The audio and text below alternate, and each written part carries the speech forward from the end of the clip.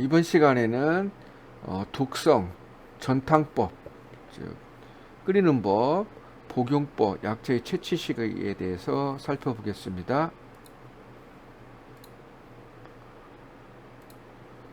독성이라는 것에서 살펴보겠습니다. 독이라는 것은 어떤 기운과 맛이 어떤 한쪽으로 치우친 편향된 것이다. 그래서 독이 있는 독성 물질은 성질이 강렬하고 사용할 때 독성이나 부작용이 있어 주로 급성 질환에 응용되고요. 무독한, 즉 독이 없는 약물은 성질이 화평하고 독성이나 부작용이 없어서 만성 질환에 사용될 수 있습니다.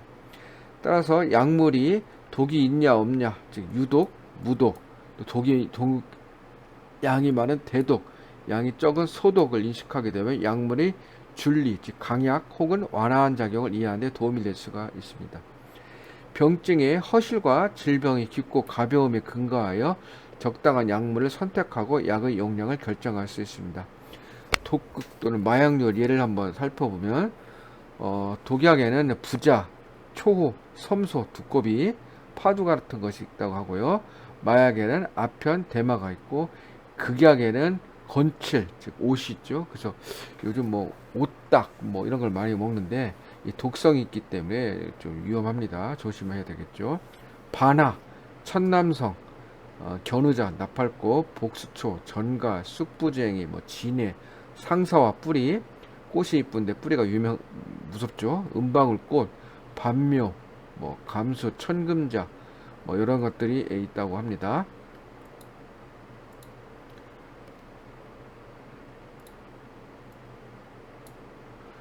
전탕법에 대해서 좀 알아보겠습니다. 전탕법이라는 것은 이제 끓이는 법이죠. 끓이는 법. 전탁법 용기는 주석과 무쇠, 노쇠, 알루미늄 주석 이것을 사용하지 말아야 합니다. 중요한 얘기죠. 그 탕을 끓일 때 약재 같은 것을 탕을 끓일 때는 주석이나 철을 사용하지 말아야 된다.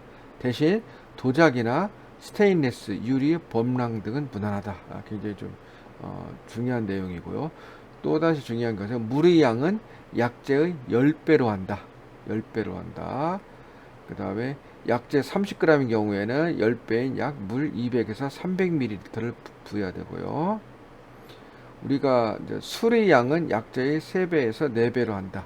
이거 우리가 그 뭐 매실 엑기스를 만든다든가 어떤 그 과일주라든가 뭐 이런 것들 인삼주 같은 거 할 때는 이 술의 양은 약재의 3배에서 4배로 한다.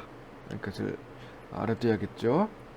전탕 시간은 초타인 경우에는 처음 탈 때는 20에서 25분 경우, 제타인 경우에는 15에서 20분 정도로 하고요.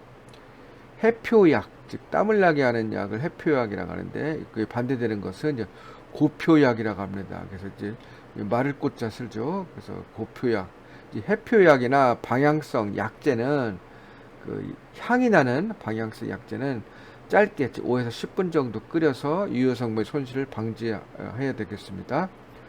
후미자 보약이라는 말이 나오는데 그것은 두텁다, 두터울 후자 쓰죠. 만미자 써서 그 맛이 깊이 들어있는 약 이런 것은 센 불로 오랫동안 끓여야 됩니다. 예를 들어서 용골, 우리나라는 좀 없는데 그 용골하면 이제 뭐죠? 공룡의 뼈 같은 게 되겠죠. 뭐 중국이나 이런 데서 있겠죠. 모려, 귤 껍질, 전복 껍질인 석결명, 진주모, 적석자, 황토를 오래 구운 거, 오골, 별각, 즉 자라 이런 것들이 되겠습니다. 유독성 약재는 그 하는 시간에서 2시간 또는 24시간 먼저 끓이거나 오래 끓이면 독성을 감소시킬 수 있습니다. 예를 들어서 부자, 오두, 상륙 같은 것이 되겠습니다. 자, 복용법을 알아보면 이제 이 약재의 복용 시간과 복용 방법은 아주 중요하며 약물의 효과에 큰 영향을 미칩니다. 일반적으로 약물은 식사 한두 시간 전에 복용하는 것이 좋죠. 그래서 위장장애가 있는 약물은 식후에, 자보약, 보약, 이 보약은 공복 시에, 학질 같은 걸 치료하는 약은 발작 2시간 전에, 안신약이죠. 그 귀신을 안심시키는 약. 재밌게 함자를 만들었네. 수면제가 되겠죠. 수면 전에. 급성병은 시간에 구애받지 않고 써야 되고요.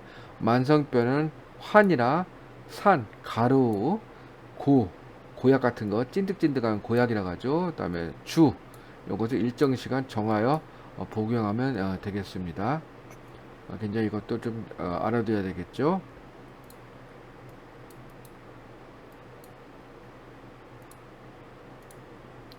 약재의 채취 시기에 대해서 보게 되면 이제 뿌리 및 근경류, 즉 뿌리하고 이 가지, 즉 뿌리 및 가지를 얘기하는 이 근경류는 보통 늦가을에서 이른 봄 전에 채취합니다. 즉 이른 봄에는 이제 새싹 나오기 전을 의미하고 있죠. 전초, 전초란 것은 이제 이 풀 전체, 그 약재 전체를 전초라고 하고요. 경지, 줄기나 가지, 그 다음에 염류, 잎사귀는 식물이 충분히 성장하여 가지와 잎이 무성할 때 채취합니다. 예를 들어서 감잎 같은 경우에는 7, 8월 경우에, 뽕잎 같은 경우는 설이 맞을 때 이때 채취를 하게 되는 것이 좋다고 합니다. 화류, 즉 꽃, 그래서 이제 꽃이 피기 전이나 핀 후에 채취하여 향기가 손실되거나 꽃잎이 떨어지는 것을 방지합니다. 과실과 종자류, 즉 씨죠. 씨는 과실이 성숙한 시기에 채취합니다. 일부는 미성숙과를 채취하는 경우도 있습니다. 예를 들어서 청피, 파란 귤, 파란 탱자, 지실 이런 것들이 되겠죠. 이때가 약성이 더 좋다고 합니다.